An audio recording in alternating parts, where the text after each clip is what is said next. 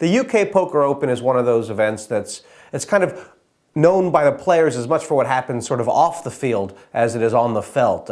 It's a really fun event. Everybody kind of locks themselves down in Maidstone for 2 weeks straight. There's 24-hour sit-and-goes going all the time. There's always Irishmen at the bar. It's a lot of fun. As far as who wins these events, I mean, it's always kind of been a first-timer event. The UK Poker Open has kind of made and started a lot of poker players' careers. I mean, you talk about Ian Fraser. This was the first event Ian Fraser won, of course. Last year's champion, Andrew Feldman, got on to bigger and better things. So I thought I'd pick out a couple players who have yet to win a big TV event. And there's guys you should kind of keep your eye on because I think this year, these guys might be due.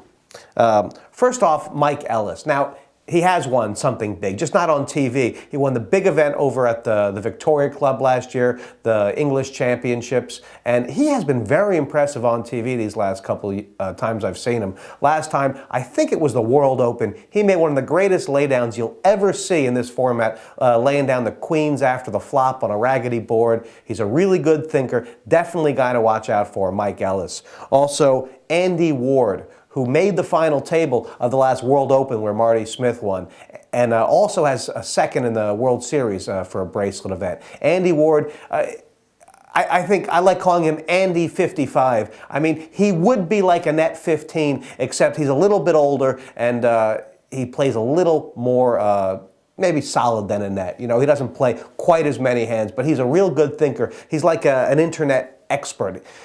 I think you could call him an anorak. But he's a lot of fun, Andy. And he played really good. I think he probably played in his heat in the World Open last year, if you watch it. Probably the most clinical game. And when it got four-handed, he was a monster. And definitely a guy to watch out for. John Tabby Tabai. Obviously, everybody knows him because he got second to Annette Oberstadt at the World Series of Poker Europe main event last year. Got almost £1 million for it, but still has not won that big TV event. And if you watch John Tabby playing, he's a really good talker, but he's kind of like Helmuth in that he's a fantastic listener, and he can also talk people off hands into doing whatever he wants. He's a great reader of the game, very creative player, and you gotta love watching this guy. He's only like, I think he's 22, 23 years old. Definitely going to win a big event pretty soon.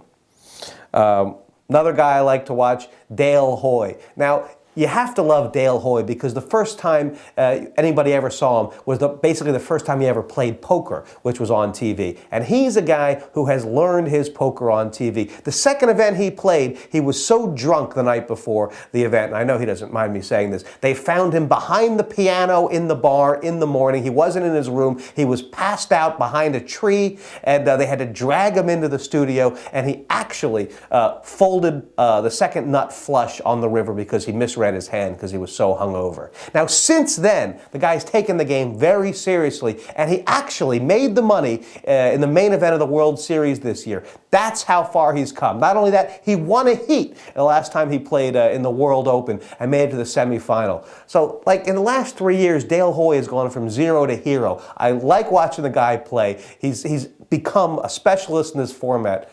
And you know what? It could be his time. Another guy you have to like to watch, and they call him Chufty. This is Richard Ashby. He's made a couple final tables in this sort of tournament, but he is, without a doubt, one of the highest stakes cash game players on the internet today. He's a real nut. He plays big stakes Omaha with the big boys on full tilt, almost never leaves his house. But when he does, he's a lot of fun to watch at the table. Super aggressive. He looks like one of those guys where it's always the quiet ones. But he's been around, knocking around the poker scene in England for, I don't know, at least 10 years, and all of a sudden he's just exploded. And I think he's going to win a big TV event sooner or later. Last guy I'm going to talk about here, and you have to have your heart on your sleeve for this one. It's the monk, Darren Brown. Okay, he has played in every incarnation of this UK Poker Open. He's probably the heart and soul of it. He always comes over with about 10 guys from Belfast. Only ever one or two of them playing, but they populate these sit-and-goes at the bar 24 hours a day. And poor Darren Brown, he's played, I think about 7 or 8 times on TV, has yet to make it to the semifinals, cannot seem to win a heat. And you know what? He's probably the only guy that has a worse record in this format than Barney Boatman. But you know what? Barney Boatman is in the semifinals of the Poker Million, so you've got to believe that Darren Monk can do it. And he can play. He's just been a bit unlucky. He had one of the greatest all-time quotes in one of his interviews. They said to Darren, "What is the best poker advice you've ever gotten?" And he said, his wife once said to him, "Turn off the fucking computer and come to bed." So, I mean, you gotta love that.